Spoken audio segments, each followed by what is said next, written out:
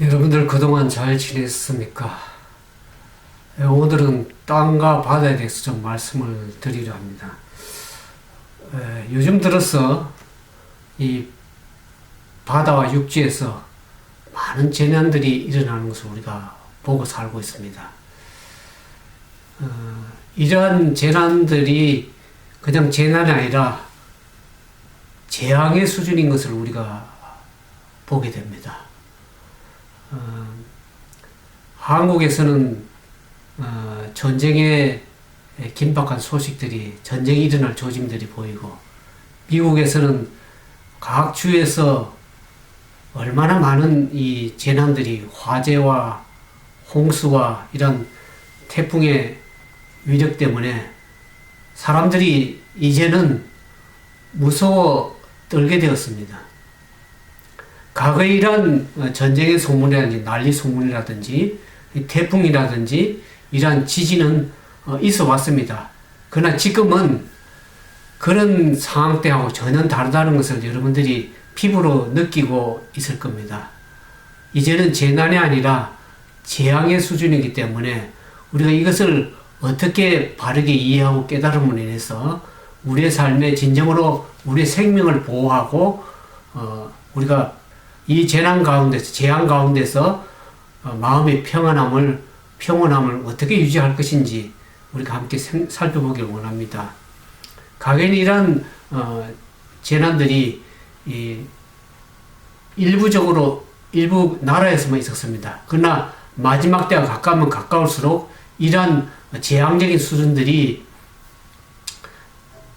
각 나라에 일어날 뿐만 아니라 동시다발적으로 일어나는 그러한 이유가 있다는 것을 우리가 알게 됩니다. 그래서 이번에 미국에서 이 허리케인 태풍이 얼마나 끔찍한 많은 사람들에게 재난을 가져다준지 알 길이 없습니다. 또 어젠가요? 멕시코에서 지진이 일어났죠. 강도 8.1의 그전보다 더 높은 강도의 지진이 일어나서 얼마나 많은 사람들이 피해를 입고 죽는지 알 길이 없습니다. 또 텍사스에서 이와 같은 태풍으로 인해서 사람들이 집을 잃고 집을 피신해서 밖에 없는 그런 참으로 어려운 시대에 살고 있습니다. 또 이 카테고리, 그전에 이제 이 텍사스에 일어난 이것은 카테고리 4로서 일어났지만 이제는 이제 플로리다로 올라온다 그러죠. 카테고리 5 더 센 태풍이 얼마가 이제 올라옴으로 인해서 사람들이 난리를 치고 있습니다. 왜 이와 같은 그런 재난들이 급박하게 일어나고 이제는 한 나라뿐만 아니라 전 세계적으로 동시다발적으로 일어나는가 하는 것을 우리가 좀 생각해 볼 필요가 있습니다. 여러분들에게 이 말씀을 드리는 것은 두려움을 일으키기 위한 것이 아니라 우리가 이런 사건들을 보면서 우리가 좀 경각심을 가지고 우리가 이러한 가운데서 생명을 보존하고 여러분들이 살 길을 찾아야 되기 때문에 이 말씀을 드리는 것입니다.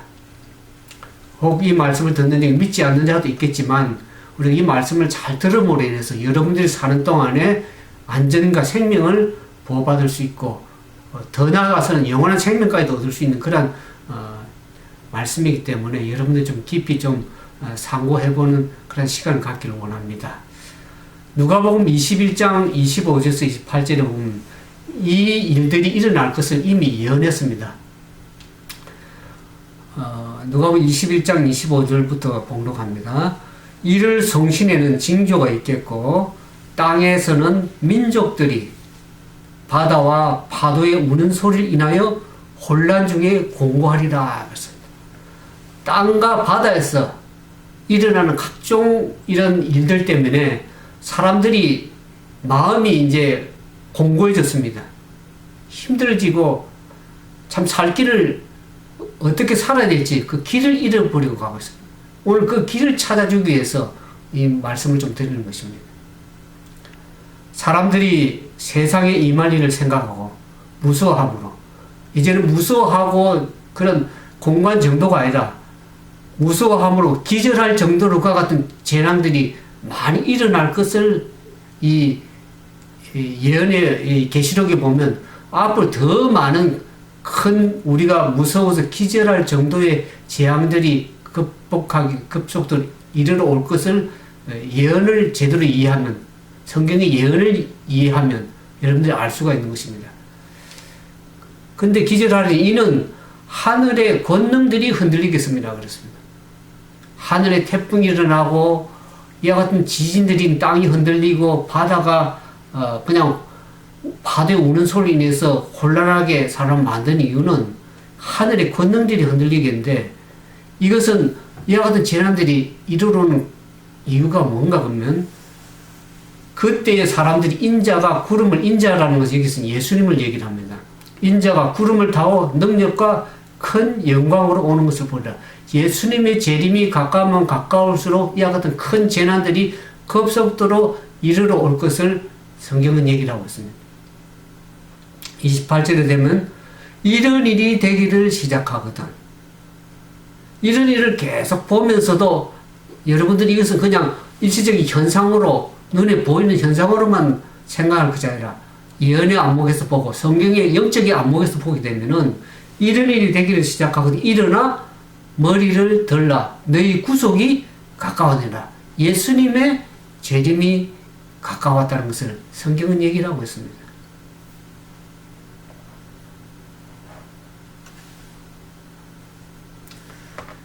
여기 마지막 날의 사건 28페이지에 보면 이와 같은 말씀이 있습니다. 제가 늘 이 말씀을 페이스북이나 계속 저희 웹사이트에 들어보시면 이 예언 문제나 이런 것을 쭉 이런 얘기를 하고 있는데 이 마지막 날 사건 28페이지에 보면 이런 얘기가 있습니다. 얼마나 자주 우리는 지진과 태풍의 소문, 화재와 홍수로 인한 인명과 재산의 큰 손실에 대한 소문을 듣는가. 표면상으로 이 재난들은 인간이 전혀 제어할 수 없는 무조직적이고 무질서한 자연의 힘의 변덕스러운 도발 사건처럼 보이나 그 모든 것들 가운데 하나님의 목적을 읽을 수 있다. 그것들은 하나님께서 남녀들로 하여금 깨어나서 저희의 위험을 느끼게 하는 매개물이다. 그래서 저희가 진정으로 깨어나서 지금 어떠한 시대에 있는지 시대를 좀 분별하면서 이제는 깨어나서 이 사건들을 바르게 이해할 필요가 있다는 것을 얘기를 하고 있는 거죠. 성경에도 보면 이 바다와 땅에서 예수님 당시에 그와 같은 이와 같은 일들이 있은 것을 우리가 성경에서 보게 됩니다.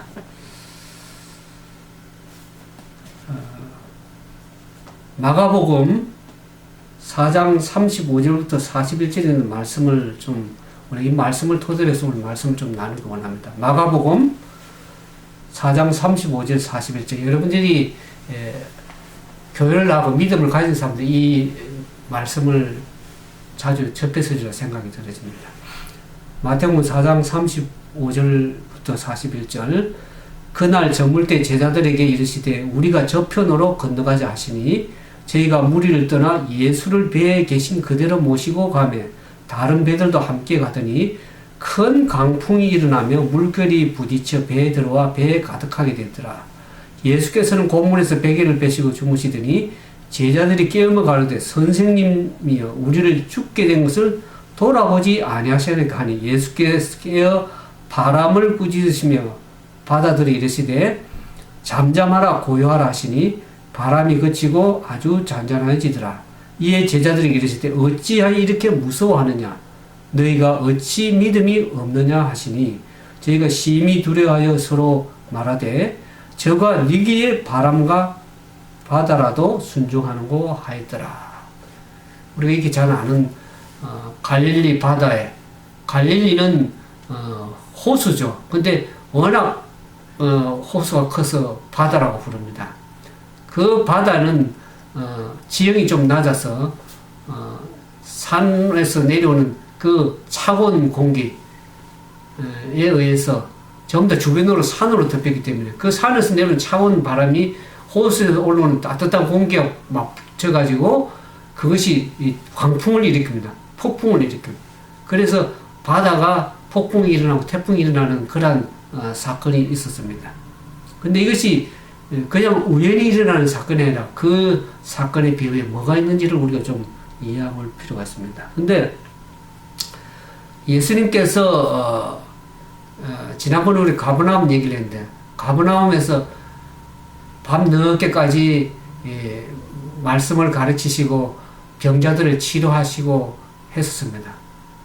그래서 날이 저물어서 이제는 좀 주님께서 쉬시고 싶어서 이제는 이 바다 건너편으로 가자고 얘기했습니다. 그 바다 건너편 쪽에는 가버나움 쪽에 유대인들이 좀 살았지만 바다 건너편에는 이방인들이 살아서 좀 한적한 곳입니다. 그래서 그곳에서 주님께서 쉬기를 원하셔서 제자들에게 배를 타고 바다를 건너가자고 그렇게 얘기했습니다. 그 바다가 건너가면서 예수님께서는 워낙 피곤하셔서 잠이 들었습니다. 근데 그 캄캄한 칠흑 가운데 갑자기 그와 같은 강풍이 일어나서 제자들이 열심히 노를 저었습니다. 과거에는 그들이 이 강풍을 만날 때 그들이 어부였기 때문에 오랜 경력이 있는 어부였기 때문에 잘 헤쳐나왔는데 이번에 이 강풍은 어마어마한 강풍이라서 도저히 자신들이 힘으로는 어찌할 수 없는 열심히 노를 저어봤지만 물살이 얼마나 세서 배에 물이 차게 되어서 그만 죽게 되었습니다. 물이 차서. 그때 제자들이 열심히 노를 젓는 가운데 그 배에 탄 그 예수님을 잊어버렸습니다. 예수님을 잊고 열심히 자기들 힘으로 다 해봤지만 어찌할 수 없어 물이 차서 이제 죽게 되었을 때에 예수님을 깨우는 장면이 나옵니다. 그 예수님을 아무리 깨우려고 그래도 바다의 강풍 소리와 바다의 소리로 인해서 예수님이 소리가 잠잠해서 예수님께 들리지 않았습니다. 그래서 더 이상 이제는 지체할 수 없이 죽게 되었을 상황에 다시 예수님께 이렇게 얘기를 합니다. 우리가 죽게 된 것을 돌아보지 아니하시나이까 하면서 예수님께 아주 큰 비명의 소리를 지르죠. 그 소리에 예수님이 깨어났습니다. 근데 이 배 상황을 보면 참 두 상황을 보게 됩니다. 예수님의 제자들은 거의 죽을 힘을 다해서 하면서 불안해서 떨면서 이렇게 하는데 그 위급한 상황에서 예수님은 편하게 잠자는 모습을 보게 됩니다. 그 번갯불에 번쩍이는 그 번갯불에 예수님의 얼굴을 보니까 예수님의 얼굴은 평안한 가운데 있는 것을 보게 됩니다. 참 대조적인 그런 모습을 보게 됩니다. 도대체 예수님은 어떤 분이길래 많은 사람 생각이 예수님은 하나님의 아들이고 신의 능력을 가지고 있기 때문에 그분은 평안하게 있을 수 있다. 그렇지만 예수님이 그 능력에 의지한 것은 아닙니다. 여기 보면 시대소망 디자이어 오브 에이지 336페이지 보면 그분께서는 당신이 가진 전능하신 능력에 의뢰하지 않으셨다. 그분께서 조용히 쉬신 것은 땅과 바다와 하늘의 주의 입장에서 하신 것이 아니었다. 그 능력을 그분은 버리셨던 바 요한복음 5장 3절에 보면 내가 아무것도 스스로 할 수 없노라 그랬습니다. 그분이 능력이 있으시지만 그분 스스로의 능력을 한 것이 아니라 전적으로 하나님 아버지의 능력에 의지해서 그분의 능력을 가지고 하신 것을 알게 됩니다. 그분께서는 하늘 아버지의 능력에 의뢰하셨다.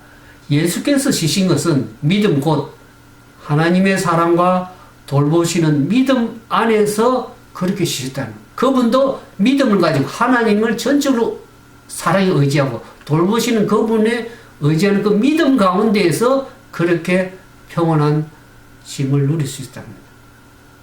그래서 그분이 그 평온한 그 마음을 가질 수 있다는 것은 전적인 하나님을 의지하고 신뢰하는 그런 믿음 가운데 있었기 때문에 그분은 그 위급한 상황에서도 그분은 언제나 쉼을 누릴 수 있었다는 것을 우리가 알게 됩니다. 그래서 그분이 깨어났을 때 그분은 그 병자들을 치료하던 그 손을 들어서 바다와 바람을 잔잔케 폭풍을 잔잔케 잠잠하라 고요하라고 명령하셨습니다. 그 명령은 그 능력은 폭풍을 잔잔하게 한 그 말씀의 능력은 하나님의 능력이었다 그랬어요. 전적인 하나님의 능력을 가지고 그분을 신뢰하는 가운데 산 믿음을 가지고 그렇게 했기 때문에 그분께서는 그런 능력을 행하실 수 있다는 것을 얘기를 하고 있습니다. 오늘 우리는 어떻습니까? 우리의 인생에 살아가면 지금 많은 바다와 재앙들과 육지에서 얼마나 많은 재앙들이 일어나고 있습니다. 또 우리의 삶 속에 인생의 바다에서 많은 폭풍 같은 그런 시험의 폭풍들이 일어올 때, 위기 때 우리는 얼마나 그 당시 제자들처럼 무서워하고 당황하고 심지어는 그 위기에서 벗어나기 위해서 그 위험 가운데 나의 힘으로 할 수 있는 것을 다 해봅니다. 나의 판단과 나의 능력을 가지고 나의 지혜를 가지고 다 해보지만 그 할 수 없을 때 도저히 내 힘으로 할 수 없는 상황이 될 때 우리는 제자들처럼 예수님을 생각하게 됩니다. 그래서 예수님께 나서 예수님께 구원해 달라고 그런 기도를 하고 그분께 간구하는 그런 제자들의 모습을 보게 됩니다. 그 어떤 폭풍 가운데 잠자는 예수님이 깨어났을 때 예수님 저와 여러분 같으면 어떡합니까? 제자들에게 참 이 위기 가운데 폭풍 가운데 얼마나 수고가 많으냐고 내가 잠을 자서 미안하다 참 미안하다 그렇게 우리 얘기할 수 있지만 예수님은 그렇게 얘기하지 않고 제자들에게 책망하셨습니다. 꾸짖습니다. 여기 보니까 40절에 보니까 어찌하여 이렇게 무서워하느냐 너희가 어찌 믿음이 없느냐 그렇게 얘기했어요. 마태복음 8장에 보면 이 믿음이 어찌하여 믿음이 적으냐 그렇게 얘기를 했어요.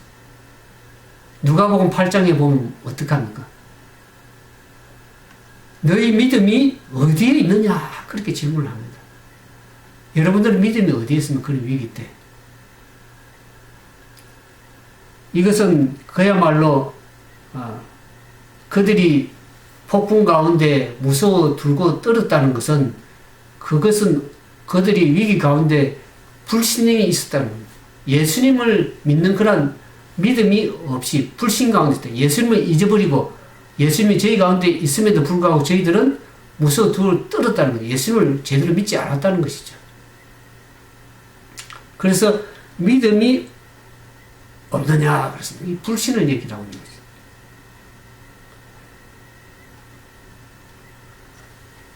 물론 우리가 이와 같은 인생의 폭풍이든 우리 삶에 이르는 여러 가지 전쟁의 소문 또 바다와 육지에서 일어나는 각종 재앙 때문에 많은 사람이 무서워하며 떨고 있는 이 시대에 우리가 이 재앙 가운데서도 마음의 인생의 폭풍 가운데서도 평온함을 유지하는 비결을 오늘 좀 말씀을 드리려 합니다. 디자이어 에이즈 336페이지에 보면 이와 같은 얘기가 나옵니다. 육지든 바다든 우리가 구주를 마음속에 모시고 있다면 두려워할 필요가 없다. 구주에 대한 산 믿음이 인생의 바다를 잔잔하게 할 것이요. 그분께서 가장 좋다고 생각하는 방식으로 우리를 위험에서 건져내실 것이다. 원래 우리는 세상에서 국가가 우리를 보호할 수가 없습니다. 대통령이 이 불안한 미래 시대를 살고 있는 우리들에게 안전을 보장할 수가 없는 것입니다. 오늘 이 허리케인이 일어나는 것을 보면서 사람들이 어찌할 수가 없습니다. 고속도로 그냥 물바다가 되어버렸습니다. 바다가 되어버렸습니다. 집안이 물바다가 됩니다. 우리가 어찌 그 정부가 그걸 다 도와줄 수 있겠습니까? 그 텍사스 시장이 한 말이 미리 경고를 못했다는 것이 그 수많은 사람들을 만약 경고가 그랬다면 그 많은 한꺼번에 동시에 뭐 쉘터라든지 그런 피신처럼 신앙이 되면 큰 대혼란이 일어나는 겁니다. 경고를 할 수 없는 것입니다. 그러니 국가가 해결할 수 없고 이런 재앙의 수준에서는 대통령이 어떻게 할 수 없는 것입니다. 지도자가 어떻게 할 수 없는 것입니다. 오로지 우리가 바르게 생명을 가지고 유지하고 평온만 살 수 있는 길은 예수님에 대한 산 믿음이 필요합니다.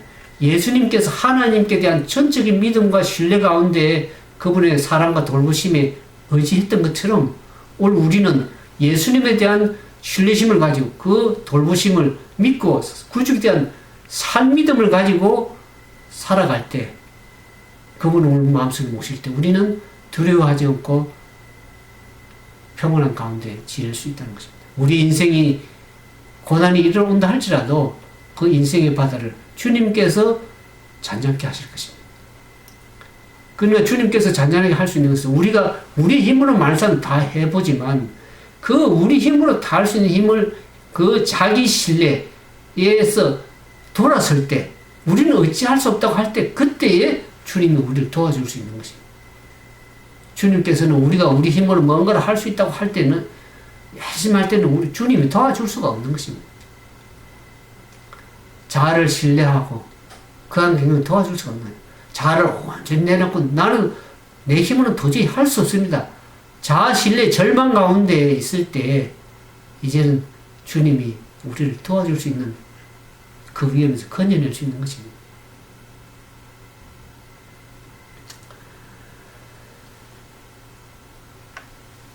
그래서 우리는 예수님께서 같은 책망을 하시지만 어찌하여 너희가 믿음이 없느냐? 너희 믿음이 어디에 있느냐?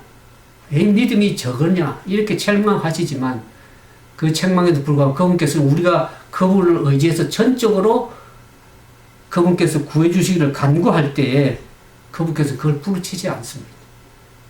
그것을 들으시고 우리를 위험에서 건져내실 것입니다.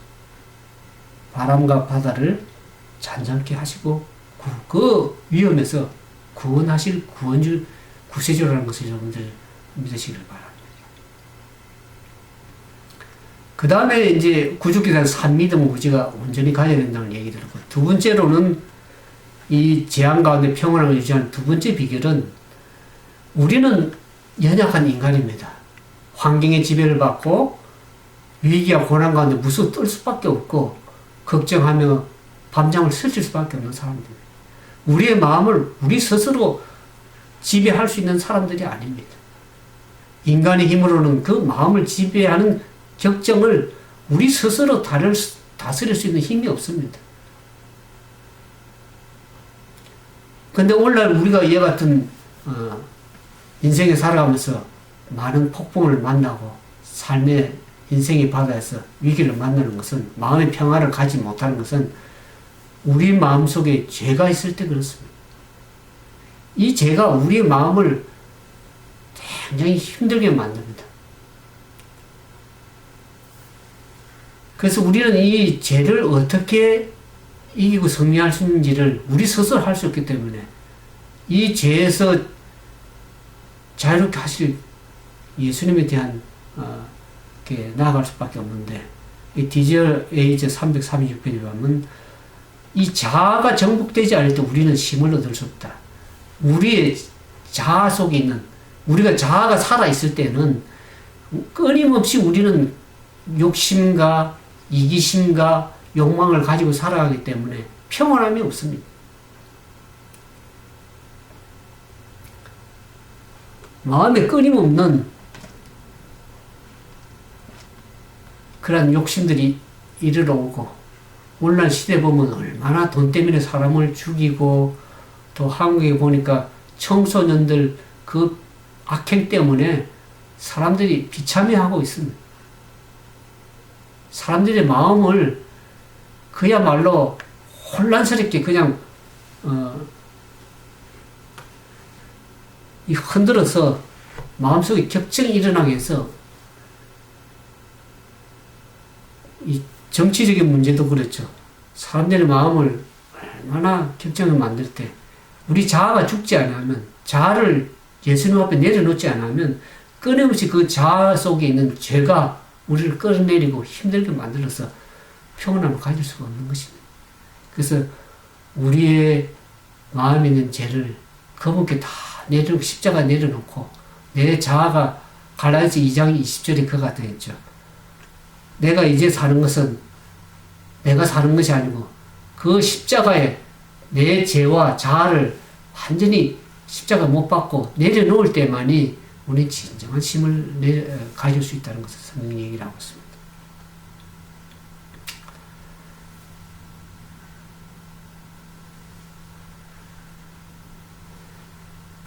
그래서 제자들이 이제 그 예수님이 바다를 잠잠케 한 그 잔잔함을 보고서 많은 사람들이 심히 두려워 서로 말하되 저가 누기에 바람과 바다라도 순종하는 거.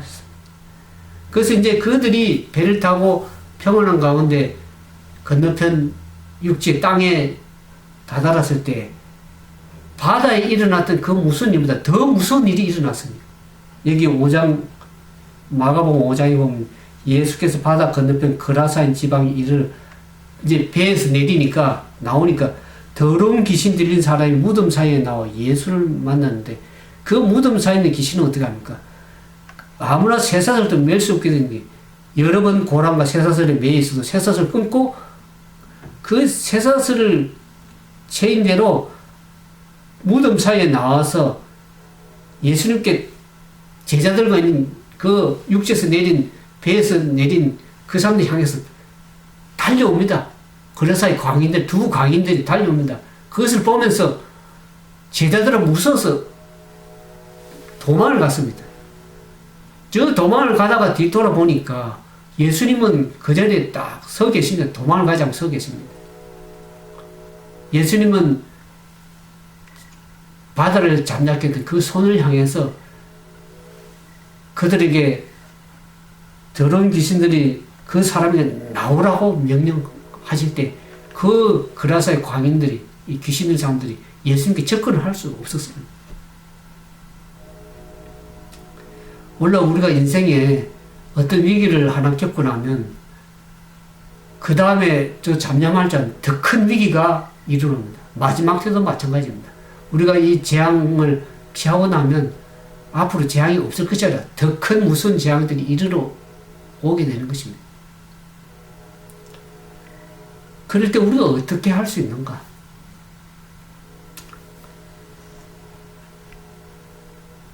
여기 우리가 이 예수님 당시도 그렇지만 이 마지막 시간을 우리들에게 어떻게 하면 우리가 이 생명 가운데 살아남아서 또 시대적인 위기 가운데서 살아남고 평안한 가운데 살 수 있는가를 얘기를 합니다. 여기 계시록 14장 6절에 7절에 보면 또 보니 다른 천사가 공중에 날아가는데 땅에 거하는 자들 곧 여러 나라와 족속과 방언과 백성에게 전할 영원한 복음을 가졌더라. 온 나라와 이제는 재앙이 한 나라만 아니라 모든 나라와 다 연결되어서 부분적으로 일어나는 게 국지적으로 각 나라마다 일어나는 동시다발적으로 일어나기 때문에 이제는 성경에는 여러 나라와 족속과 방언과 백성에 전할 영원한 살 수 있는 복음을 얘기를 하고 있습니다. 실제로 그가 큰 음성으로 가로되 이제는 하나님을 두려워하며 그에게 영광을 돌려 이는 심판하실 시간이 이르렀음이니 하늘과 땅과 바다와 물들의 근원을 만드신 이를 경배하라. 여기 오늘 바다가 폭풍이 일어나고 땅에서 무슨 일들이 일어날 때 두려워 떨기보다는 진정으로 두려워할 사람은 누구를 두려워할 것인가? 하늘과 땅과 바다의 물들을 그늘을 만드신 이 창조주, 천지 만물을 창조하신 그 창조주 하나님을 온전히 두려워하며 경배해야 될 것을 얘기하셨습니다. 그 바다를 만드신 또 땅과 하늘을 창조하신 그분이 그 모든 능력을 가지고 잠잠케 할 수 있는 것입니다. 그 하늘과 땅과 바다 물의 그늘을 만드신 그 창조주 하나님을 왜 경배해야 되는가? 심판이 이르러 왔다니. 많은 사람들이 지하 가운데 잠들고 있습니다. 이제는 깨어나서 오실 주님을 이런 재난을 보면서 이제는 더 이상 여러분들이 잠들면 안 됩니다. 그러면 영원한 제약 가운데에서 멸망 가운데 이를 밖에 없다는 것을 여러분들이 이해하셔야 됩니다. 그가 큰 음성으로 가라도 이제는 하나님을 두려워하며 그에게 온전히 영광을 돌립니다. 우리 스스로에게는 아무리 힘이 없는 것을 알게 됩니다. 이 재앙 가운데서는. 이제는 하늘과 땅과 물들의 그늘을 만든 창조주 하나님께는 온전히 돌아가야 될 것을 얘기하고 있습니다. 그렇지 않고는 우리의 희망이 없습니다.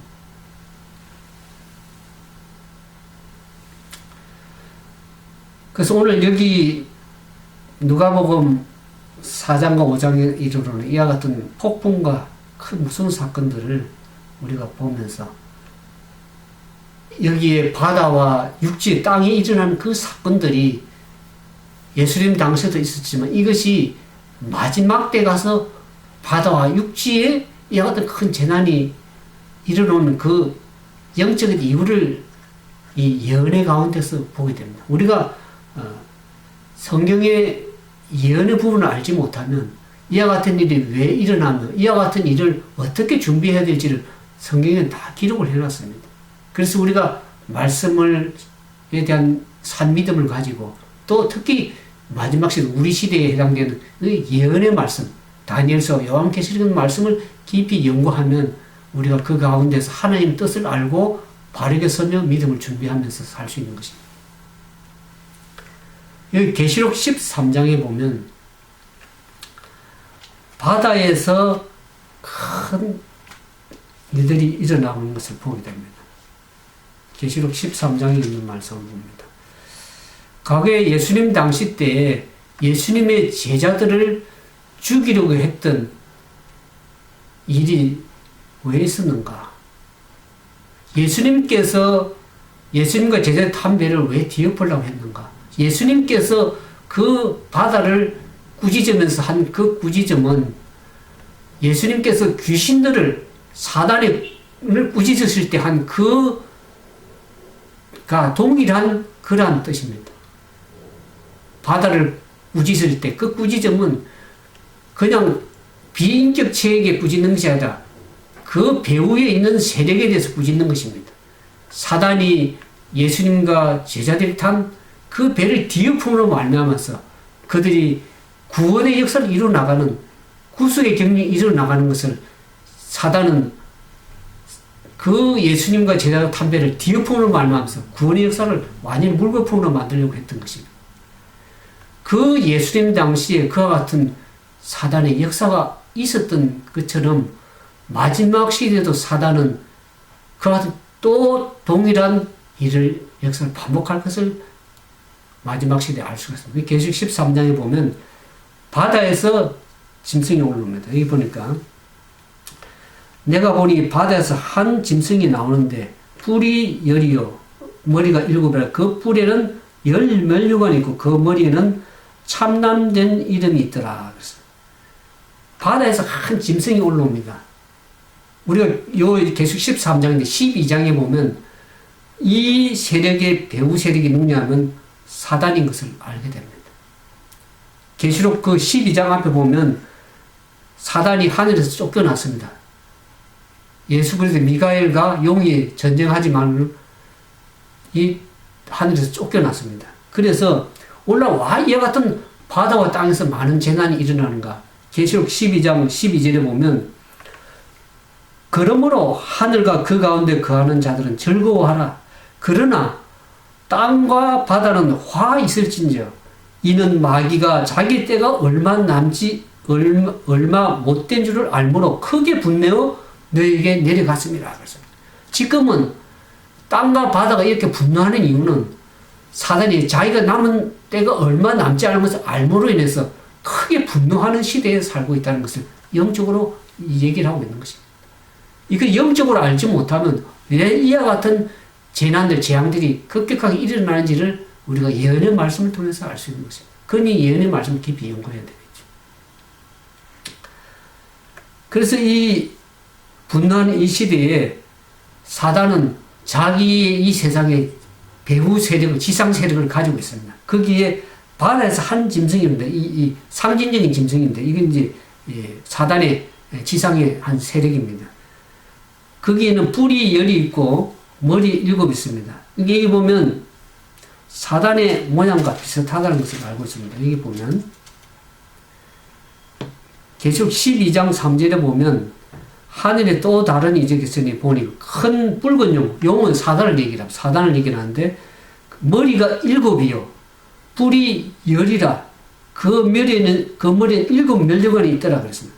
사단의 모양이 어떻습니까? 머리 7, 그 다음에 뿔이 10이요. 7 면류관이 있는데 여기 바다에서 올라오는 또 짐승이, 한 짐승이 보면 그것도 뿔이 10이요. 머리가 7이요.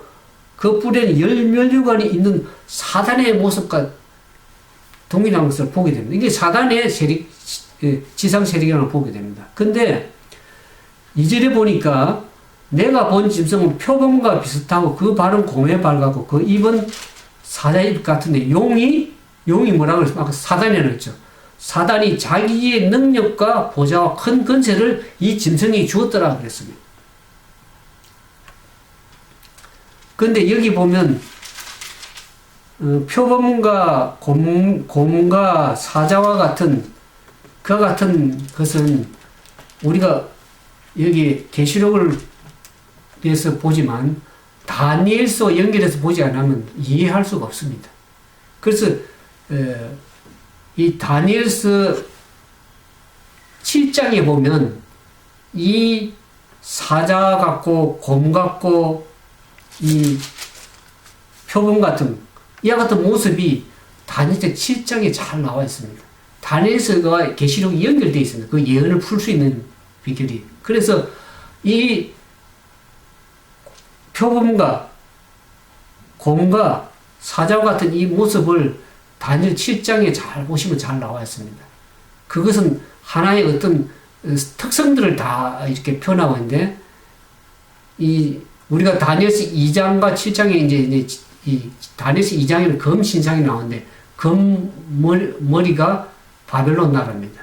그 다음에 은은 메데페르시아, 그 다음에 이 동은 이 그리스 나라를 그 다음에 그 무슨 10불 가운데 3불을 뽑고 나오는 한 지상 세력이 로마 세력을 통해서 로마 법안권이 이 지상을 사단의 권세를 가지고 하나님의 이름을 가지고 참남되게 일할 것을 얘기를 하고 있습니다. 그래서 여기 보면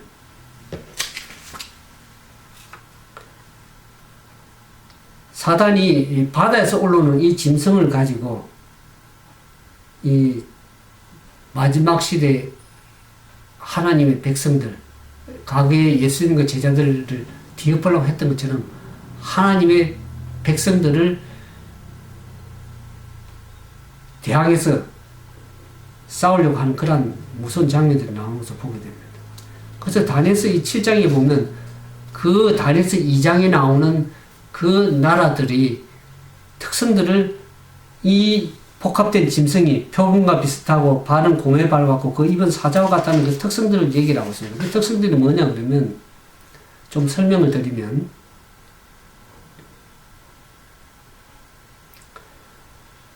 마지막 날에 이 세력이 특히 이제 이 그리스도를 대항해서 그리스도의 사단과 대쟁투에서 즉 그리스도로서 나타나는데 그 특성들이 얘기를 하고 있습니다. 여기 보면 그 바다에서 올라온 그 짐승은 사자로 표상된 그 바벨론이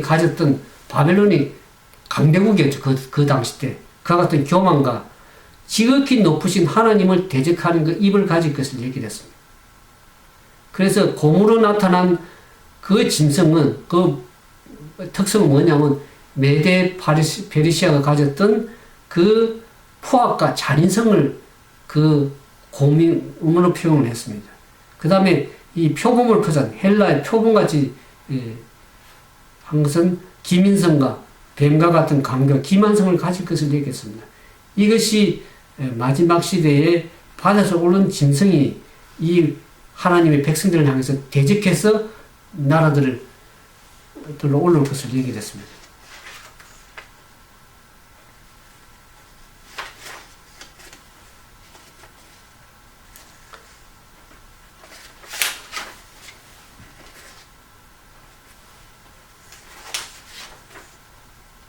근데 우리가 예언을 지금 다니엘서나 계시록을 예언을 연구하는 부분이 아니라서 깊이 있게 얘기를 못하지만 여러분들이 이제 다니엘서 요한계시를 깊이 연구하셔서 이 세력들이 앞으로 어떤 일을 할 것인지를 우리가 좀 이해하면 더 좋겠습니다.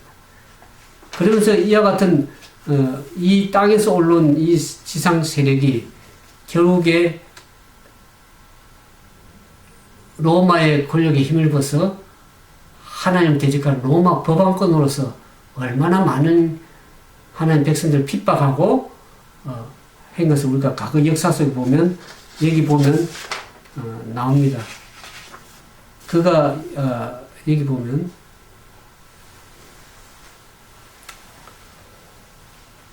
사절에 13장 4절에 용이 짐승에게 권세를 주므로 용에게 경배하고 짐승에게 경배하여 가로되 누가 이 짐승과 같으뇨 누가 능히 이로 더불어 싸우리요 하더라.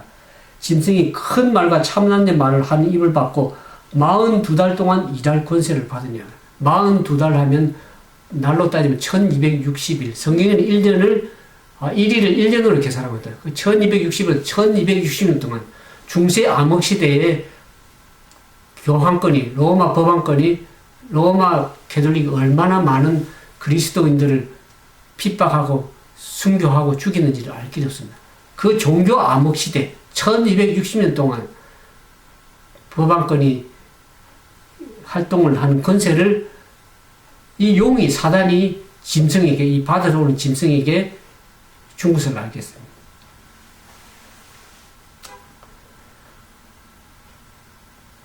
그래서 이 권세를 받아 성도들과 싸워 이겼다는 것은 그리스도인 백성들을 핍박한 것을 얘기를 합니다. 그래서 각 족속과 뱀과 방언과 나라를 다스리는 권세를 행사하고 지금도 행사하고 있는 것입니다. 그래서 근데 이제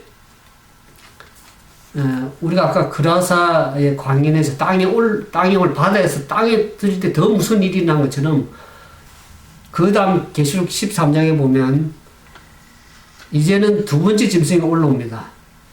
계시록 13장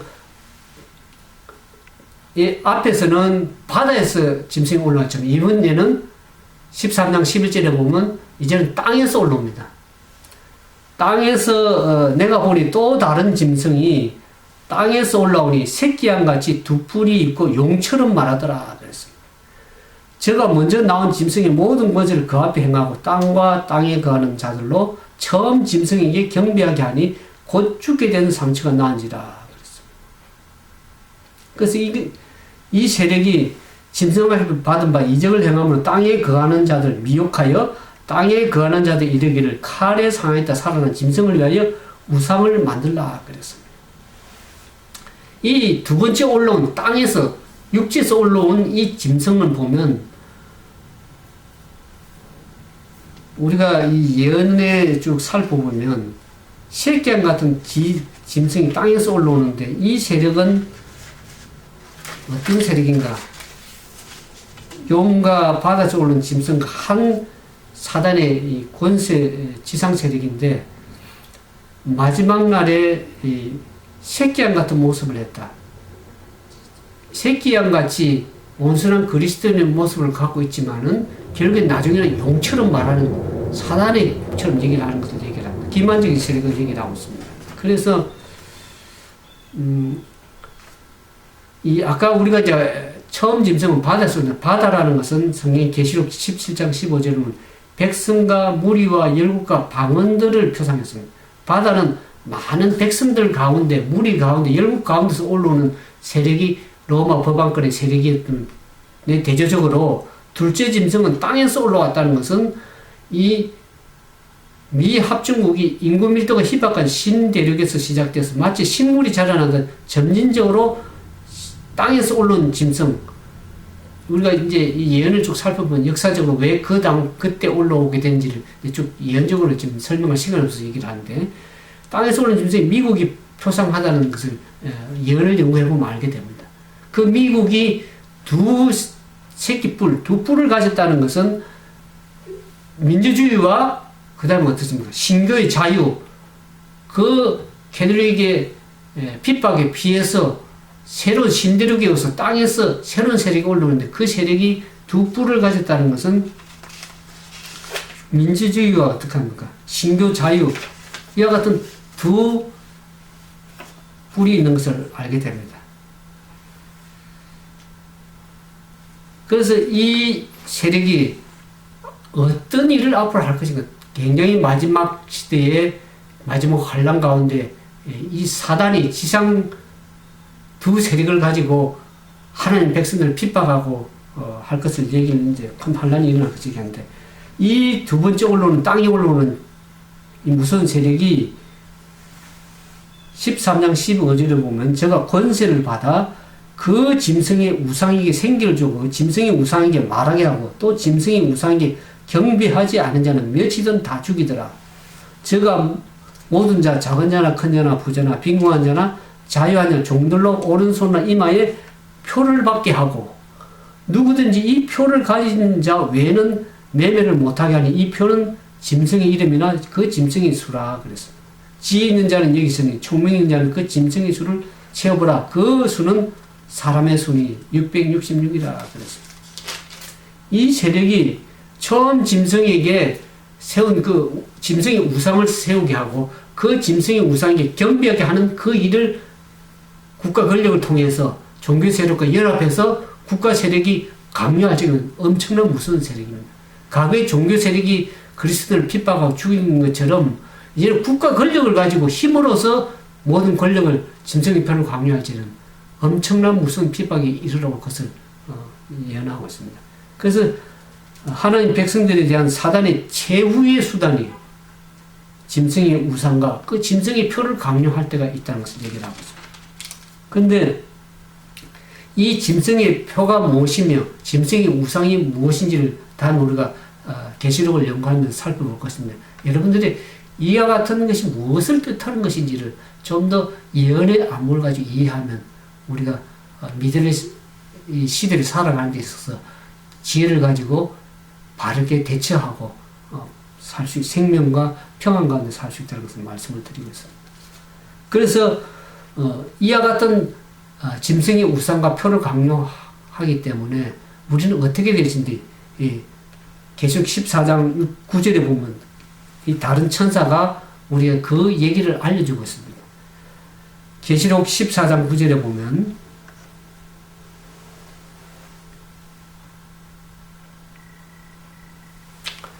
계시록 14장 9절 11절에 보면 또 다른 천사 곧 셋째가 그 뒤를 따라 큰 음성으로 가로되 만일 누구든지 짐승과 그 우상에게 경배하고 이마나 손에 표를 받으면 그도 하나님의 진노의 포도주를 마시리니 그 진노의 잔에 섞인 것이 없이 부은 포도주라. 거룩한 천사들 앞과 어린 양 앞에서 불과 유황으로 고난을 받으리니 그 고난의 연기가 셋으로 올라가리라. 짐승과 그 우상에게 경배하고 그 이름의 표를 받는 자는 누구든지 밤낮 쉼을 얻지 못하리라. 안식을 하지 못하고 평안한 가운데 지낼 수 없다는 것을 얘기를 하고 있습니다. 그래서 우리가 그 짐승과 그 우상에게 경배하지 말아야 될 것을 우리가 어떻게 하면 그 짐승과 우상에 경배하지 않을 것인지를 우리가 좀 연구해 볼 필요가 있습니다.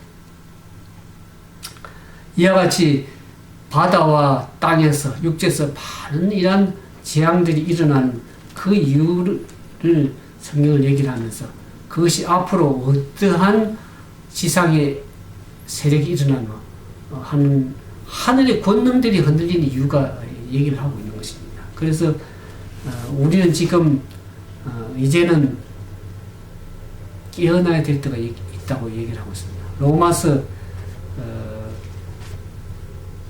8장 6절에 있는 말씀을 보겠습니다. 로마서 우리가 진정으로 이와 같은 위기 때 우리가 평안할 수 있는 것은 로마서 8장 6절에 보면 육신의 생각은 사망이요 영의 생각은 생명과 평안이라. 여러분들이 안전한 생명을 이 땅에서도 유지하고 더 나아가서 이 땅에 우리의 마음의 평안을 유지하고 더 나아가서 영원한 생명까지 우리가 갈 수 있는 것은 영의 생각, 하나님의 말씀의 생각, 말씀을 바르게 깨닫고 그 말씀에 대한 믿음을 가지고 예수님에 대한 믿음이란 뭡니까? 예수님이 말씀이 육신되어 이 땅에 오셨다고 했습니다. 요한복음 1장에. 그럼 그 말씀, 육신이 된 그 말씀, 그 말씀의 영의 말씀을 우리가 생각하고 묵상하고 그러면서 예수님만에 거할 때 우리는 생명과 평안 가운데 거할 수 있는 것입니다. 그러나 우리가 죄를 가지고 내 자아 가운데 계속 머물게 되면 우리는 육신의 생각을 가지고는 결국 사망이라고 로마서 8장 6절에 얘기하고 있어요. 우리는 육신의 생각에 이제 나의 생각을 내려놓고 나의 자아를 내려놓고 온전히 말씀에 서서 예수님만을 의지하는 그 믿음 가운데 있을 때 우리는 위기 가운데 고난 가운데 폭풍 가운데서 신뢰하면서 쉴 수 있는 것입니다. 그분의 사랑 때문에. 그러면서 이제는 이 말씀을 들은 우리 모두가 제가 그렇게 권면하고 싶은 것은 로마서 13장 11절에 이 말씀을 읽고 마치도록 하겠습니다. 로마서 13장 11절에 또한 너희가 이 시기를 알거니와 자다가 깰 때가 벌써 되었으니 이는 이제 우리의 구원이 처음 믿을 때보다 가까웠음이니라. 밤이 깊고 낮이 가까웠으니 그러므로 우리가 어둠의 일을 벗고 빛의 갑옷을 입자. 낮에서와 같이 단정히 행하고 방탕과 술 취하지 말며 음란과 호색하지 말며 쟁투와 시기하지 말고 오직 주 예수 그리스도로 옷 입고 정욕을 위하여 육신의 일을 도모하지 말라. 우리가 과거에는 우리 자신의 육신을 쫓아서 행했을지라도 이제는 이 말씀을 들은 저와 여러분은 이제는 육신 가운데 육신의 정욕을 위해서만 살지 않고 이제는 뭡니까? 어둠의 일을 벗고 이제는 빛의 갑옷을 입자. 이제는 어둠에 있지 말고 빛 가운데 나와서 예수님과 동행하는 그러한 삶을 살아야만이 여러분들이 이 땅에서도 생명을 유지하고 평안한 가운데 있어서 영원한 생명의 나라에까지 이룰 수 있는 그러한 말씀을 오늘 드리고 싶은 것입니다. 아무쪼록 여러분들이 이제 더 많은 이 땅에 재난들이 많이 일어날 것입니다. 전쟁에서 마태복음 24장에 말한 것처럼 난리와 난리 소문 또 국가 민족이 민족을 나라를 대적해서 그 북한과 대한민국 나라들이 얼마나 중국과 미국과 일본과 연계돼서 민족들이 서로 자기들의 자국의 이익을 위해서 견제하고 민족 나라를 대적하는지 특히 북한의 세력이 얼마나 정신적으로 전쟁광이죠. 이렇게 해서 나라를 혼란해 사람들을 위기 가운데 몰아가는지 알 길이 없습니다. 이제는 우리가 서로 간에 쟁투와 시기하지 말고 오직 예수 그리스도로 그분의 주시는 의의 옷으로 옷 입을 필요가 있습니다. 그분의 의의 옷이라는 것은 다음에 얘기하겠지만 흰옷, 그분의 품성의 옷을 입고 이제는 하늘에 갈 준비를 해야 되는 그런 시기라는 것을 얘기를 하고 있습니다. 아무쪼록 그와 같은 여호와의 날에 마지막에 설 수 있는 그런 백성들이 다 되어서 이제는 생명과 평안을 유지하는 그런 귀한 삶이 되기를 진정으로 축복을 드리면서 오늘 이 말씀 마치도록 함께 기도하겠습니다. 사랑과 자비가 많으신 거룩하신 아버지, 우리는 이 혼란과 재앙이 많은 이 시대에 살고 있습니다. 바다가 또 땅이 우는 소리로 인해서 사람들이 혼란 가운데 공고하고 있습니다. 더 많은 일이 일어나서 기절할 그런 지경까지 이르러올지 모릅니다. 그 가운데서 우리가 주님을 의지하는 산 믿음 가운데 있음으로 인해서 우리가 평온을 유지하고 재난 가운데서 재앙 가운데서 주님이 보호하신 그 사랑 가운데 거하기를 원합니다. 더 이상 우리가 어둠에 머물지 않고 이제는 자다가 깰 때가 된 것을 다시금 깨닫고 우리의 구속에 가까움을 깨닫고 진정으로 주님께 주님의 말씀으로 돌아가고 예언의 말씀에 돌아가서 우리가 우리 처지가 어찌함을 다시 한번 깨닫고 영적 분별력을 가지고 살아갈 수 있도록 도와주셔서 마지막 날에 여호와 안에 설 수 있는 준비된 백성으로 설 수 있도록 말씀을 들은 모두에게 축복해 주시옵기만을 우리 구주 예수님 이름으로 감사하며 간절히 기도드리옵나이다.